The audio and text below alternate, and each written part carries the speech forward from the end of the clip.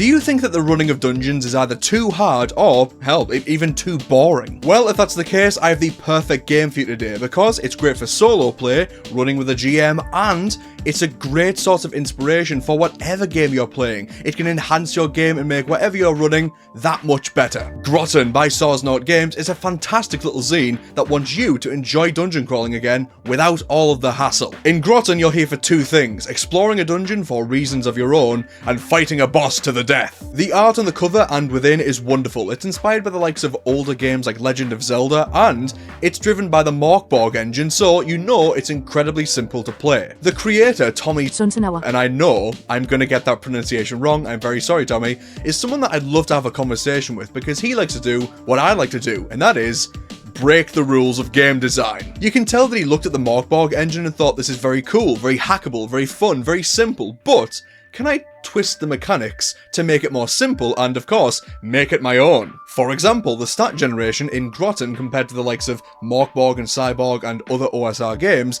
is quite different, but in a way that I think, do I actually prefer it this way? Instead of the usual get the dice, roll them, get a score, then get a modifier from that score, check the rules to say what the modifier is, instead of all that, he just goes, right, get a d4 and roll it, then get another d4, and then that result, take that result from the first result, and that is your stat. Simple. You rolled a 4 with the first dice and a 1 on the second dice, great, you have a +3 in that stat.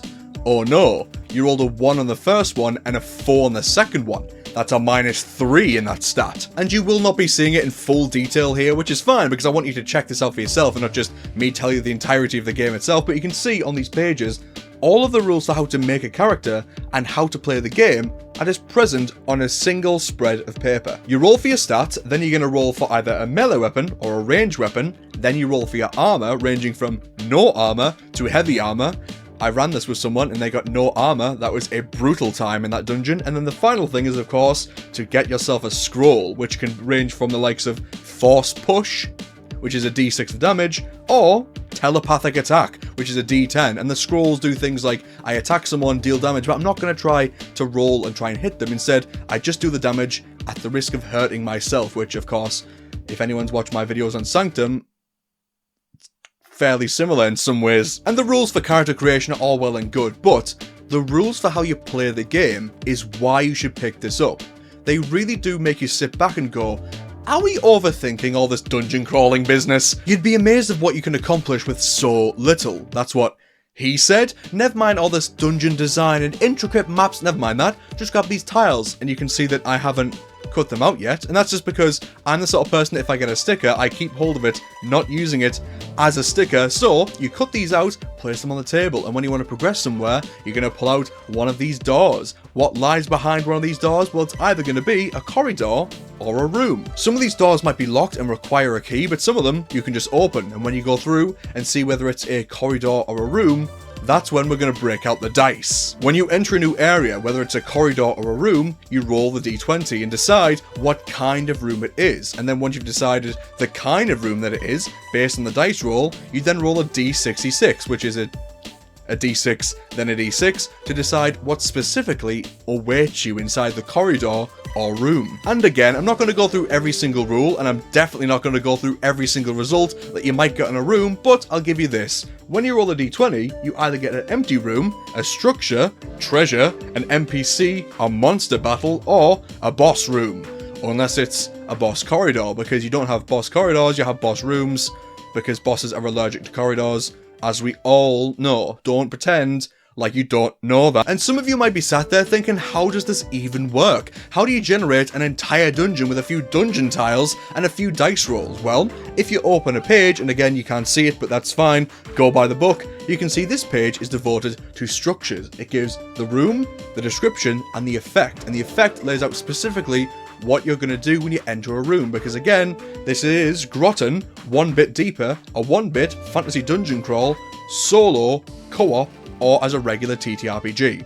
It can accommodate for everything, whether you go through this place alone and it lays out exactly what you need to do, or whether you are sat there behind your little GM screen running it for another player. If you're the type to be quite concerned with trying new games or trying GMing in general, I have to say, I ran this solo and with a player, and it was really fun to be the GM in this game because everything is laid out and you can kind of just improvise off each other. It's really cool to just sit there and go make a dice roll and then look into the book to see what horrible things happen in the next room. And it is really fun to play with a GM because, of course, you can do things that the game might have not accounted for, like use items or say specific things in really weird ways. You'll have combats against monsters that are completely unique to Grotten and they're really unique and interesting. You'll find loot that's really unique and interesting, and all the NPCs range from really funny to really creepy. And because of that, it makes for excellent inspiration for your dungeons. Pick up a copy of this book. The encounters are great. I mean, the entire game's great, but where this game really captured my heart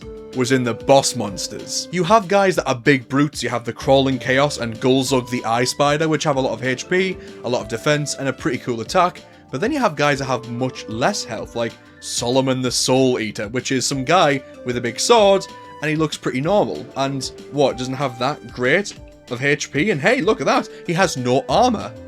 But when he hits you, he's the only one of these guys that regenerates health when you hit him. So if you don't match his damage output and overpower it, you can't defeat him because he's draining you to death. And if that interests you, I'll give you a taster to hopefully get you to try out the book. My favourite boss monster is called the Nightmare, which, to give the description, a black fog filled with eyes and teeth, and echoing laughter fills the room before it appears. It's everywhere and nowhere all at once. It's basically an incomprehensible fog or gas or just a force in the air. How are you going to beat a nightmare? This creature, well, you look at its HP and go, he's only got 7 health. He's not that bad. What? Oh, wait a minute. His armor says incomprehensible because usually in this game the armor's like a D4, maybe even a D2 if you get really bad armor, but the boss monsters might have a D6, D8, or even a D10. This guy has a D20. On top of the fact that he has a D10 as his weapon, and you have a hard time getting away, this guy is an absolute nightmare because you're going to have to sit there and try to get a high enough result and hope that he doesn't roll upwards of 10, which is probably going to negate all of your damage. This guy is an absolute monster, and how it breaks the rules of being the only guy in the game with a D20 armor is just so novel. I've never seen it in any sort of like Mork Borg concept art thing where people make their own. It's just so cool. All of this game is so cool, and Tommy, I love how you took the simplicity of the Mork Borg system and really amplified and got to show off just how simple creativity and simple design can be worked into something so evocative and cool.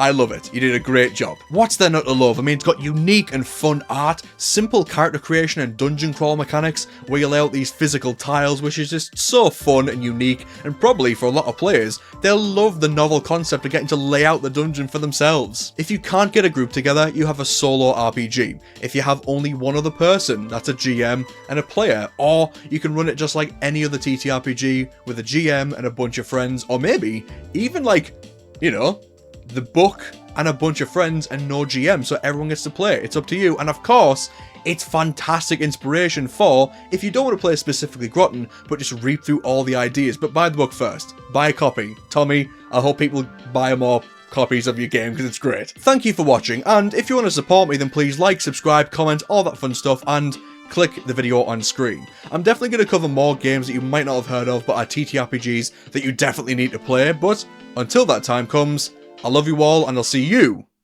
next time.